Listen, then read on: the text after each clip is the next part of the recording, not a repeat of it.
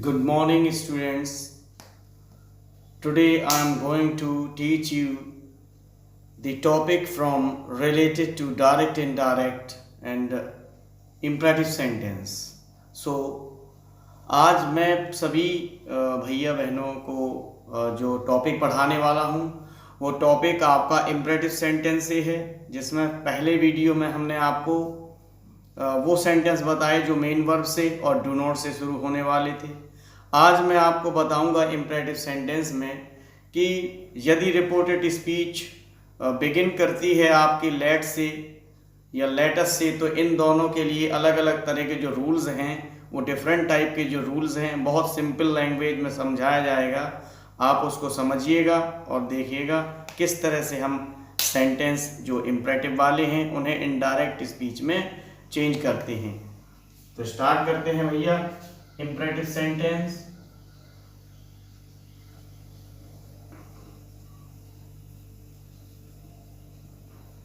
Imperative sentence में first video में आपसे पहले कह चुका कि फर्स्ट वीडियो में मैंने आपको मेन वर्ब और डू नॉट वाले बताए थे। अब मैं आपको समझाऊंगा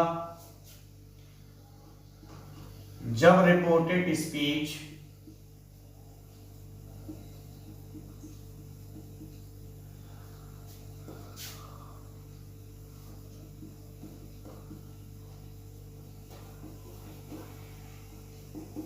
when the reported speech is related or begins with the let, then what should we do to change it into indirect speech? जब हमारी रिपोर्टेड स्पीच लेट से शुरू हो तब उसे हम इनडायरेक्ट स्पीच में किस तरह से बदलेंगे। आप देखते हैं कि जो हमारा रिपोर्टेड स्पीच लेट से शुरू है तब reporting verb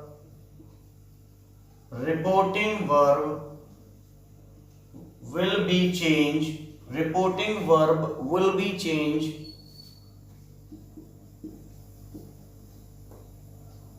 ordered, advised and requested। तो जो हमारा रिपोर्टिंग वर्ब है वो कंडीशन पे डिपेंड करता है। ये जरूरी नहीं है कि ऑर्डर्ड ही ठीक है या एडवाइज्ड ही ठीक है या फिर रिक्वेस्टेड ही ठीक है।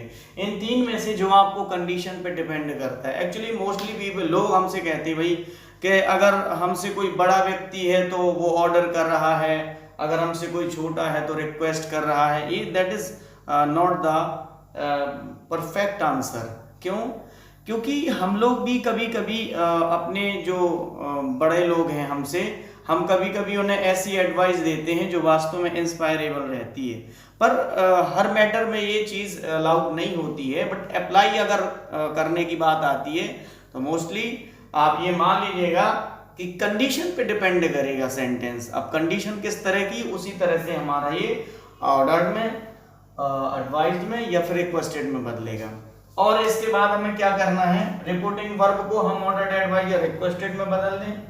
जो आपका कॉमा इन्वर्टेड कॉमा है उसे हम टू में बदल दें। एक्चुअली जनरली हमने पढ़ा है कि कंजक्शन टू लगाते हैं, बेसिकली कंजक्शन टू नहीं है, हमें इनके बाद तो प्रीपोजिशन कनेक्ट टू करना ही करना है। इसीलिए ये कह दिया जाता है कि कंजक्शन हम टू लगाते हैं, ताकि स्टूडेंट्स को ये नहीं लगे कि भाई इसमें क्या ये बिना कंजक्शन वाला है। वास्तव में ये एक तरह से बिना कंजक्शन वाला ही है, क्योंकि ये हमें ऑर्डर्ड एडवाइस के बाद तो ये लगाना ही लगाना है। पर हम अगर ये कहेंगे कि कॉमा इन्वर्टेड कॉमा को हम हटा करके टू जोड़ेंगे तो स्टूडेंट्स को थोड़ा सा और अच्छा समझ में आएगा, इसलिए ऐसा बोला जाता है। तो हमें कॉमा इन्वर्टेड कॉमा को हटाकर टू में कन्वर्ट कर देना है।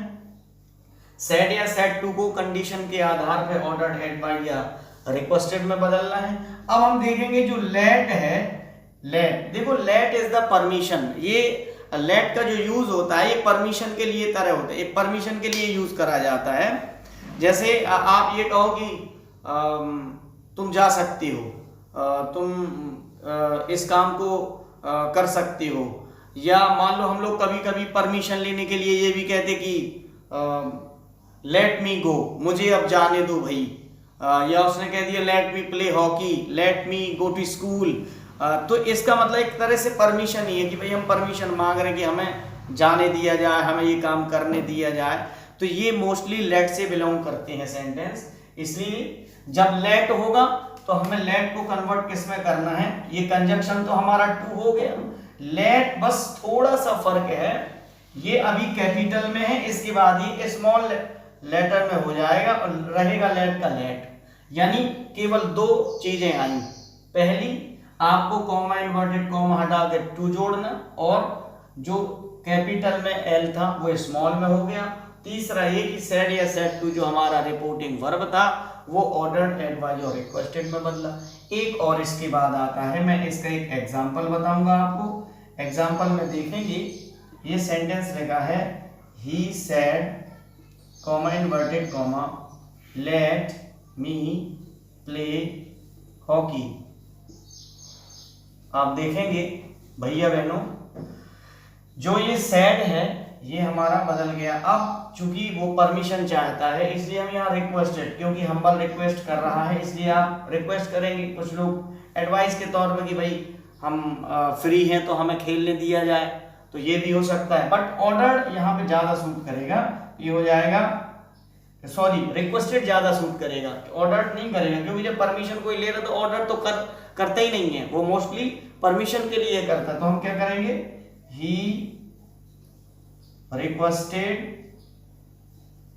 to let, अब this is the first person and the first person will be changed according to the subject of reporting verb। ये फर्स्ट पर्सन है और सब्जेक्ट से चेंज होगा। आपने जनरली पढ़ा होगा सन बटा 123, सन बटा 123, या कुछ लोग इसको कहते हैं 123 बटा सन। यानी फर्स्ट पर्सन सब्जेक्ट से, सेकंड पर्सन ऑब्जेक्ट से, और third person will not be changed. अब हमने देखा कि ये हमारा फर्स्ट पर्सन है और ये ही से कन्वर्ट होगा, ही से चेंज होगा।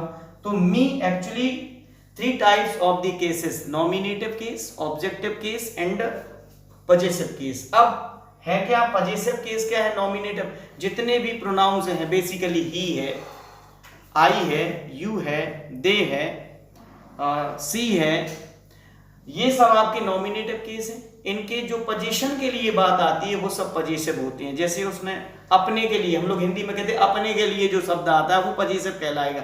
जैसे ही के लिए हिज, आई के लिए माय, यू के लिए योर, दे के लिए देयर, वी के लिए आर। अब जो ही है ही नॉमिनेटिव है और मी है ऑब्जेक्टिव। अब इस ऑब्जेक्टिव को हमें ही नॉमिनेटिव से बदलना है, तो यहां पे हो जाएगा हमारा him. Actually nominative will be change into nominative, possessive will be changed into possessive, and objective also will be changed into objective case। तो ही का यहाँ पे हिम हो गया, वर्ब हमारी वही रहेगी प्ले हॉकी, ये हमारा सेंटेंस हो गया, इन्वर्टेड कॉमा हट के फुल स्टॉप आ गया। अब एक और एग्जांपल हम देखते हैं। होता क्या है कि जो ये लेट वाला हमने अभी रूल्स पढ़ा, इसमें कभी कभी रिक्वेस्ट के लिए कुछ ऐसे वर्ड जोड़ दिए जाते हैं जो ऑलरेडी रिक्वेस्ट का भाव प्रकट करते हैं। जैसे प्लीज है, काइंडली है, सर है, ये वर्ड क्या है, इनको हम हटा देंगे और सीधा सीधा रिक्वेस्ट, फिर उसमें कंफर्मेशन है कि आपको रिक्वेस्टेड ही करना है और वो वर्ड्स हट जाएंगे। जैसे इसका एक एग्जांपल हम और देखेंगे। ये लिखा है Ram said comma inverted comma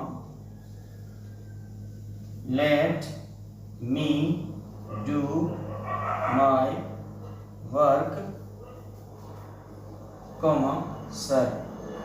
अब कभी कभी हम ऐसा भी कह सकते हैं sir let me do my work, या let me do my work sir. अब जो ये सर आया ये वर्ड हट जाएगा, यहां हमें रिक्वेस्टेड लगाना। Actually the sir madam specially जो काइंडली वाले वर्ड हैं, जो हम्बल रिक्वेस्ट वाले वर्ड हैं, इस टेंस के अलावा, इस सेंटेंस के अलावा अगर किसी जगह आते हैं तो वो रिस्पेक्टफुली में बदलता है, केवल इसी में रिक्वेस्टेड में बदलेगा और ये सेंटेंस हो जाएगा Ram requested to let him do.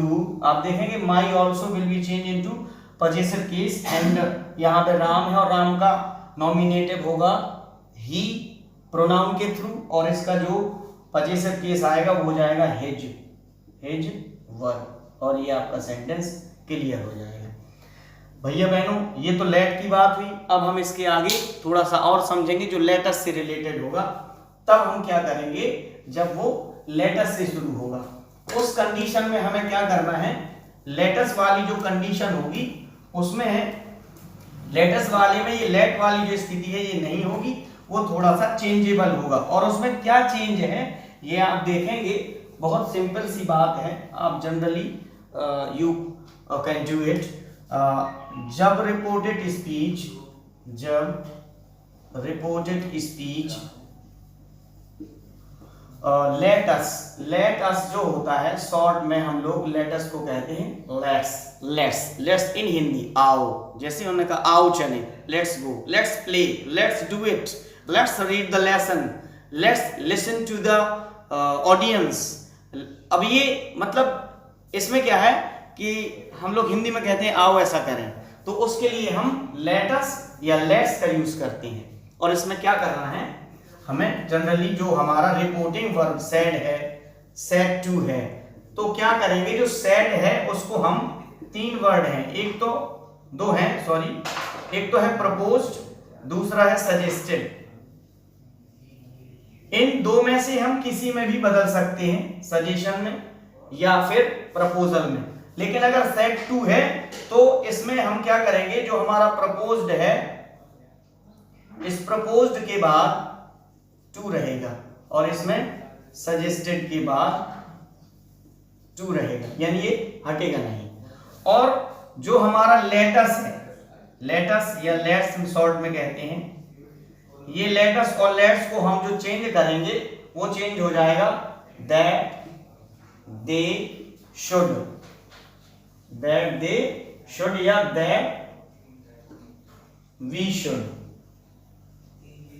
ये आप दैट दे शुड और दैट वी शुड में चेंज कर, आप जैसे आप कहो साहब कि जब दैट वी शुड, ये दैट वी शुड में कब चेंज करेंगे, जब हमारा सब्जेक्ट फर्स्ट पर्सन का होगा, यानी आई होगा और वी होगा, तब दैट वी शुड कर सकते हैं, otherwise you can change that they should. और फिर आप चाहे दैट दे शुड लगाओ चाहे दैट वी, वैसे दोनों भी सही है। लेकिन अगर आपको इतना नॉलेज है कि हम दैट वी शुड कब लगाते हैं, तो फिर आप जब आई और वी पर्सन यानी फर्स्ट पर्सन है तब आप दैट वी शुड का ही यूज करें। आप देखते हैं सेंटेंस देखिएगा, ये लिखा है ही said comma inverted comma let us play chess, let's play chess दिया है। इसमें क्या करना है, जो सेड है हमारा वो बदल जाएगा प्रपोज्ड या सजेस्टेड में, हमने बदल दिया सजेस्टेड, ही सजेस्टेड। अब कंजक्शन क्या लग जाएगा, that they should play chess. And you should also learn about when we should use the word proposed to and suggested to। ये कब कर यूज करेंगे तो उसका भी एक एग्जांपल देखेंगे। लिखा है I said comma inverted comma let us sing a song। अब let's sing a song है, इसमें आई सब्जेक्ट है, इसलिए जहां दैट दे शुड लगाया गया है दैट दे शुड ना यूज करके बल्कि दैट वी शुड का यूज करेंगे। सेंटेंस हो जाएगा I proposed that we should sing together. इस तरह से हमारा ये सेंटेंस चेंज हो गया। हम आपको लेट और लेटस की ही एक्सरसाइज देंगे, वही एक्सरसाइज आपको करनी है और किस तरह से आप ये करेंगे आपको बहुत आराम से बहुत सिंपली भी इसमें समझ में आया होगा और उसको पूरा करिएगा। अगर कोई प्रॉब्लम होती है तो मेरा कॉन्टैक्ट नंबर व्हाट्सअप नंबर है 8173991557। इस पर आप कॉन्टैक्ट करके पूछ सकते हैं। Thank you.